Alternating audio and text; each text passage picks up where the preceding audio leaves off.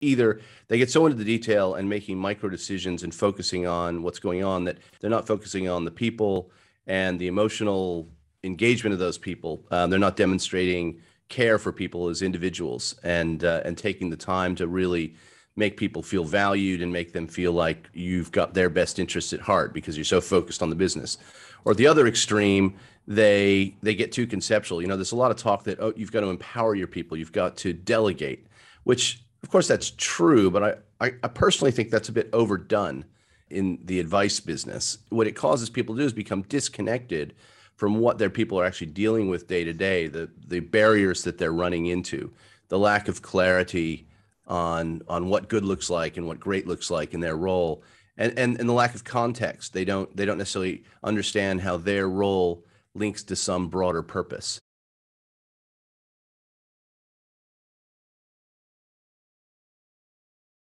Welcome, folks, to today's episode of the Strategy and Leadership Podcast. My guest today is Brian Hartzer. Brian, how are you today? I'm well, Anthony. Thanks for having me. Excellent. I appreciate you. You're on the other side of the world today, at least for me. I don't know about our listeners, but I'm really excited to be able to, chat with you and learn about your experience and what you're working on right now. So for our audience, so Brian is the chairman of Before Pay. He's also the former CEO of Westpac Banking Group in ANZ. And then you're also involved with several other companies, if I've understood that as well, Brian. Is that true? Yeah, that's right. I'm spending a lot of time in the startup world, but I also do a bit of consulting to larger companies as well here and there. Really interested in data, fintech, things like that. Cool. And you just wrote a book as well? I did. Yeah. I tried to share the one thing that I thought I'd really learned that might be useful to other leaders, which is it's a book called The Leadership Star, A Practical Guide to Building Engagement. And it's all about staff engagement and what does an individual leader need to do as opposed to relying on the HR department to work on staff engagement issues. Cool. Awesome. So I guess we could start there. What had you write the book and what are some of the most exciting parts about it as you went through that process of distilling, 20, 30 years experience into a practical guide? What were some of those big kind of ahas and takeaways as you summed up your career? Yeah, sure. Well, I don't have an MBA, and I found myself I started out as a management consultant, and 10 years in, one of my clients hired me to run the credit card business of this bank in Australia. And I suddenly found myself managing 1,000 people and thinking, I need to figure out how to do this. And at the time, we used to do a lot of staff engagement surveys. And once a year, the HR department would come and take me through the results. And they'd say, communications is up this year and your overall score is this, and satisfaction with pay is this, and so on. And after a couple of years of this, I said, okay, but what do I personally need to do? And they couldn't help me. And that just bothered me. And so over the next few years, I started really paying attention to leaders who were successful at driving engagement. I had a basic belief that if you could get people emotionally committed to their work, then you were more than likely going to do better and outperform. And so started focusing on it, and it worked. And over the years, we started getting really good engagement scores. We started seeing our business performance, our market share go up dramatically. And so one of my colleagues in another part of the bank one year said, can you come talk to my team about what it is you're doing? And so I went along, and being a good ex-consultant, I made this big long list and then said, well, you can't have more than 5 things on it. So I boiled it down to 5 things and shared that with that team. And they said, oh, gee, that's pretty helpful. And so I turned it into a PowerPoint presentation. I started giving it to my managers and my businesses. They found it really helpful.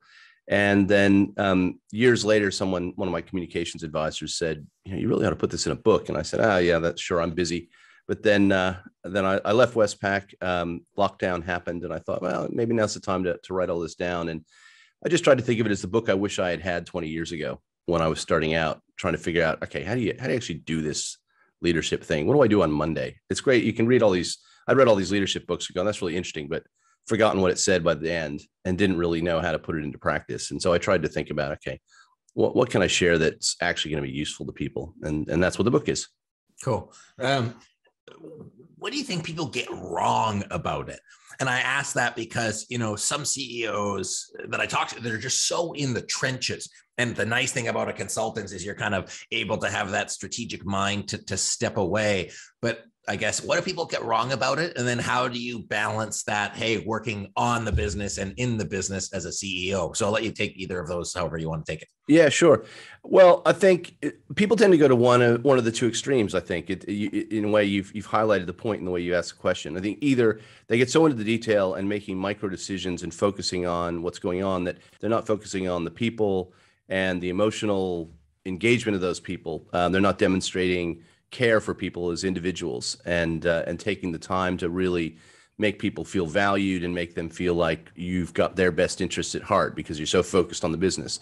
Or at the other extreme, they get too conceptual. You know, there's a lot of talk that, oh, you've got to empower your people, you've got to delegate, which of course that's true, but I personally think that's a bit overdone in the advice business, and that what it causes people to do is become disconnected from what their people are actually dealing with day to day, the barriers that they're running into, the lack of clarity on what good looks like and what great looks like in their role, and the lack of context. They don't necessarily understand how their role links to some broader purpose.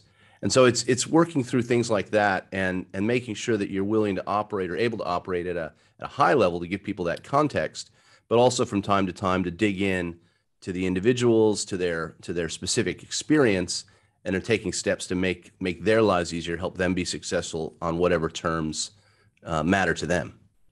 And did you have a set of practices that in your time at CEO of these multiple organizations that you said, here's what I need to do over a week, or, how did you operationalize that high engagement and make yourself a plan to action that? Yeah, well, that's actually one of the key things I recommend in the book is that you do need to actually plan ahead a bit. So the way I think about this, the book talks about a 5-point framework, which at 5 things that start with C. I call it the leadership star because there's 5 points on a star, and I hope people can remember a star, then go, okay, star, 5 points, 5 C's. So the 5 C's are care, context, clarity, clearing the way, and celebrate. And if you want, I can talk about any of those. But the idea is that you think about over the course of a year. In my case, I used to plan my years out in advance and just say, okay, for each of my stakeholder groups, how am I going to demonstrate those 5 C's at some point through the year? How frequently do I need to do it? How am I going to do it? And it didn't mean that I had every moment of every day scheduled, but I would use that as a checklist to make sure that I was actually getting out and doing those broad things at some point. And I would plan out how often do I want to do this, do that planning at the beginning of each year, usually in January. And then that would become a framework for actually scheduling the activities that I would go and do. And I found that really helped make sure that, because you get busy, right? I mean, it's hard to keep all these things in your head. So if you don't plan out a bit, it's really easy to forget to get daily recognition going on, or making sure that you're talking to people at different levels and reminding them about why their role is important, those sorts of things. Yeah, absolutely. So, one of the ways that we kind of look at it is like from a stakeholder engagement perspective meets communication plan and making sure that you're starting with that. And I think a lot of CEOs and leaders, they get so worked up with the details of their plan. They're like, hey, I've got a plan and I've got to do all this operational stuff, but they forget the environment around it. And Brian, what I'm hearing is that you're like, hey, for you to be successful and how you've been successful is making sure not just your internal environment, like your direct team members, but everybody that's involved in kind of the ecosystem, or I'll say solar system, because you talk about a star, everybody has to have that connection and be on the same page for you to be able to move such big things like banking and finance that have so many like legal and privacy, like so many different requirements, that in order to move an industry like that forward and a company like that forward, you need to make sure that everybody from a micro to a macro level is on the same page and bought it. Does that make sense? That's so right. That's so right. You could almost have written the book, because there's a whole chapter on communications in there and talking about how you plan that out. And you're exactly right. I mean, one of the things I used to think about a lot is I had 40,000, in some cases 50,000 people working for me. How do you have an impact beyond the 8 or 10 people that are your direct reports, the 20 people you deal with every day? And so actually thinking strategically about what are the symbolic acts I can do? What are the things that are going to allow the broader organization to connect to the messages that I'm trying to get out there, and to make sure that they're feeling the same sort of connection that maybe the people I can directly affect are feeling. Cool. I love that. So this might not be in the book. Were there any times in your career that you kind of just like got your butt handed to you, and it was kind of like a reflection where you said, hey, I need to, like, how do I avoid this happening again? Or, some really key learnings that shaped you as a person, but also as a leader? Absolutely. We don't have time for it now, but I did a whole presentation at one point, a speech called How My Failures Created My Success. So I think the reality is you do learn from those things that go wrong. I mean, there's one thing that is not related to the topic we were just talking about, but which I think is one of the main lessons I like to share with people. We, about 5 years into my leadership career, we had a big accounting error in a business I was running. Nothing, not my fault, but happened on my watch. And we had to take a big write down. And my boss at the time, the CEO of the company, was pretty upset. He tore me a new one in public at one of our analyst meetings about it. And I felt pretty miserable for a couple of months. And one day, one of my colleagues said to me, look, I get that you feel bad, and it's good that you feel bad, but I'd like to see a little less feeling bad and a little more focus on fixing it. And then someone else said to me, the problem here is that when things are going well, you thought you were great. And now that things aren't going well, you think you're terrible. And actually, neither of those is true. And you need to separate how you feel about yourself from how you feel about the business success. And that was a profound bit of advice for me, because it's so easy when you're ambitious to get caught up in, okay, we've had a great month, we've had a great quarter, I must be a terrific leader. And then all of a sudden you have a bad one, and then you feel miserable, and you get on this emotional roller coaster. And I found that by actually saying, well, no, there's a lot of randomness that happens in business and in life. And there's things that can go wrong that you can't control. And so my mantra has become, all I can do is all I can do, and it'll be what it'll be. And so my sense of how I evaluate myself is, am I conducting myself in accordance with what I think are my values? Am I treating people well? Am I working hard? Am I working smart? Am I emotionally available to my family, my friends? Am I looking after myself physically? And if those things are true, then I'm okay. And I want it to go well. I care about it going well, but I recognize, particularly as you get into a more senior position, there's just stuff that can happen that you can't control. And it doesn't make sense to let that knock your world over. You just have to kind of keep going and doing your best. And that was hugely helpful to me, because in the roles I was in, we had so many crises and so many stresses and so many issues to deal with that you could easily become completely dysfunctional as a human if you allowed yourself to be buffeted around by that.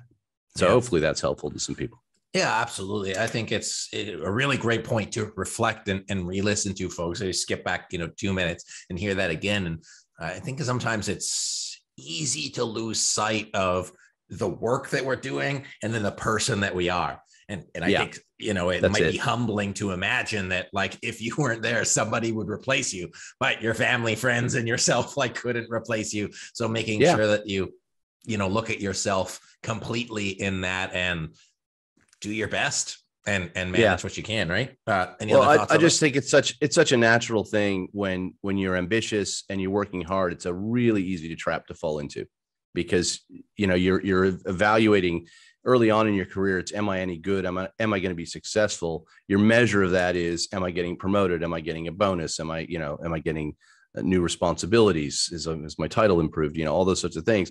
And it's really easy to fall into the trap of thinking that's what matters. And I think it's really important to keep that kind of emotional distance.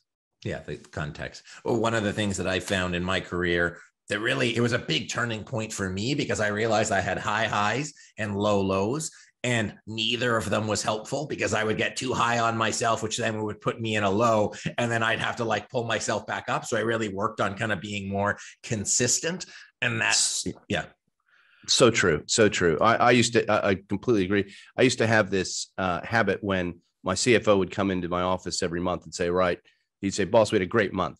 And I would say, well, that's good. What happened? What drove it? Do we need to learn anything? Do we need to do anything different? And then sometimes he'd walk in and say, boss, we had a shocker. It was a terrible month. And I'd say, okay, well, that's a shame. What happened? What do we need to learn? And I found making sure I didn't get overly excited about the good stuff helped me be more resilient to the bad stuff. Cool. So just as going back to kind of like not the mistakes piece of it, but I've talked to a lot of senior leaders and CEOs. They have so much on their plate. They like take a lot on their plate. And in order to be able to manage your stakeholders and manage a team and, deliver on that communication, all the stuff you talked about earlier, sometimes your plate gets full. How have you managed in the past having kind of more stuff to do than time, energy? And maybe in that process, you might have, and I'm not saying, I think it happens to everybody where we wish we were more responsive. We wish more, like, how do you manage expectations? I guess, how do you manage expectations when you're working with such large and various groups like that? Yeah. Well, I think a couple of things. One is you have to acknowledge that's always going to be true. I think people go around looking for some magic secret to make their life all be completely organized and disciplined. And there's a reality that there's always going to be this morass of stuff that you have to deal with. That's just reality. But what you can do is you can say, I have some discretionary time and I have some perception of what's really going to matter over the medium term. And so let me make sure that I spend at least a good portion of my discretionary time on things that are going to move the needle long term and try and carve that out. And then frankly, you just do your best with everything else. And I found that if people understand that that's what you're doing and you feel like you're moving the needle on the big agenda, then other things can get done or fall off the plate a bit, and it's not the end of the world and you don't feel like you're not getting anywhere. I think one other trick that I've found, it's a funny little specific thing, but there's lots of good ideas. There's lots of, the world in business has got no lack of good initiatives or good ideas. And the debate often in a company becomes, people think, is this a good idea or a bad idea? And you have this whole debate about the business case for this project or that project. And what I found that's helpful to say is, that's a really good idea, and we're going to do it in phase 2. So the discussion becomes not, is a binary, yes, if we need to do it, we need to do it now. We can say, that's a really good idea, and I'm going to deal with that next month, or I'm going to deal with that next quarter. And I found it's a weird little thing, but psychologically people can deal with that versus feeling that if you're saying no, or you don't have time to do something, that somehow that's a judgment that their idea isn't good or they're not important. Yeah. It's a funny little thing, but I found it's a useful way to navigate some of these things. Well, otherwise, like if all of these inputs are coming at you, or conversely, if you have to go out, it's impossible to manage. And so, like when you were talking about engaging with like everyone around you, you're saying, hey, I have to do this over the year. So you're not front loading saying, hey, I need to do everything for everybody in the first quarter. It's, I just need to make sure I tick these boxes and do a good job of doing it progressively. And then on a weekly level, hey, what do I need to do here and here without overwhelming yourself with everything? And that's kind of an undertone to what I hear about, one of the things that's made you a success as a CEO and a success as a chairman is managing yourself. Making sure that like your perception is right, your time is managed, you have a good balance, and then really like you've got a line of sight into a lot of those things so that it's manageable and so that you can actually make sure everything gets done. That's what I'm hearing. I don't know if that's how you've seen your career. Yeah, it is, and I've evolved into it, and you learn to adjust by just finding yourself overwhelmed and learning to cope. And I guess where I've landed is, in a way, some of that stuff that's in the great 7 Habits of Highly Effective People stuff. It's putting first things first. In a way, is it's just I've tried to go back to asking myself, okay, what's really important here? What's the thing that's really going to matter? What's the thing that's really going to move the needle? In some of the businesses I ran, I noticed one year that looking back on the financial success of our business, we did loads of stuff, but typically it was 1 or 2 big decisions that really made the difference. And so I got into the habit at the start of every year saying to myself, okay, what do I think the big decisions are that are going to really matter this year? And let's try and bring those decisions forward rather than let them just emerge through the course of the year. because the sooner you make a decision, the sooner it has an impact on your financials or whatever it is you're trying to achieve. So that just, I guess it's a mental discipline around what's the big thing? What's the thing that really, really matters here? And trying to make sure that you carve out time to deal with that and do your best on everything else. Awesome. I got that. So shifting gears a little bit, looking forward with either Before Pay or any of the organizations that you're working with now, what are some of the things that excite you about the businesses you're involved in? What are some of the things that are challenging you? And then if you want to go without spilling any secret sauce, what are the things that you want to work on and tackle in this, kind of next couple of years in your roles? Yeah, well, in financial services, it's such an interesting time where consumer needs are changing and expectations are changing. I mean, everyone's been talking about the impact of digital, for example, during lockdowns and the rest of it. And so that's changing how people want to receive services. You've got the aging of the baby boomer cohort, which is starting to have a real major impact on spending across Western economies. And what services people want and so on. So I think that's really interesting. And then technology has become so much cheaper and easy to deploy and modularized that the ability to create new businesses that solve old problems or anticipate new needs, I just think is really, really interesting. And so I've spent a lot of my time on startups that are doing that. So Before Pay is a pay in advance business that allows people who are living paycheck to paycheck to access their pay before it comes in. I'm involved with another company called Rejig, which is an HR technology business that allows large companies to build profiles of all the employees that work there and identify the skills and experiences that they have so that they can more easily tap into the latent talent potential. The mantra of the company is zero wasted potential. Which is enabled. A big problem in big companies is you hire someone and a year later you've forgotten everything they've done before and they just become the person who's doing X today. And so companies are missing out on taking advantage of the talent that's embedded in them. And technology creates a way to solve that, which I think is really interesting. And then I'm working on a startup that's still in so-called stealth mode at the moment, which is looking at helping affluent baby boomers help their kids buy homes, and how do kids get on the property ladder, which is really interesting. So I just think that there's a bunch of demand and a bunch of capabilities that are really, really interesting, and you don't have to tackle it in a large corporate environment. And I'm just really enjoying the creative process of being involved in these startups. It's just a lot of fun. And yeah, I've enjoyed my time in big banks, but I'm loving my time in startups. Oh, well, I look forward to your next book about all the things that you learned in startup land coming from a big established financial CEO, because it's definitely different. It's a different game for sure. And what I think is really cool out of all the organizations that you're involved with, you're solving new problems, like problems that I don't think really were at the forefront 10, 20, 30 years ago. And I think it'll be really interesting how the world moves into solving those problems, but using your experience and expertise as a CEO to be able to move those forward. So I'm super excited for that. Also excited for your book, Leadership Star. I think it's a great pickup for anybody. I can totally plug people's books. So that's what I'm going to do. Thank you. Plug away. Yeah. But really, in my experience, working with senior leaders and CEOs, any framework you can have to structure your communication, get buy-in, drive change is going to be critical. So Brian, I know that's going to be at the forefront of your next roles, and listeners, I know it's something that you're going to take in for the rest of your career. So having 2 or 3 tools in your pocket can make a big difference there. So Brian, where can people connect with you? Where can they learn more about the organizations that you're involved in? Well, I'm on LinkedIn, easy to find there. And there's a website called www.theleadershipstar.com, all one word, which if you sign up there, you can get a free chapter of the book, which gives you the basic framework. But LinkedIn is easy as well. Fantastic. Well, I appreciate you coming on to share, because I know what you shared was simple, but to be able to make something complex simple takes years of experience. And I'm grateful that you came on to chat with me and chat with our audience today. Thanks, Anthony. I really enjoyed it. It was a lot of fun. Likewise.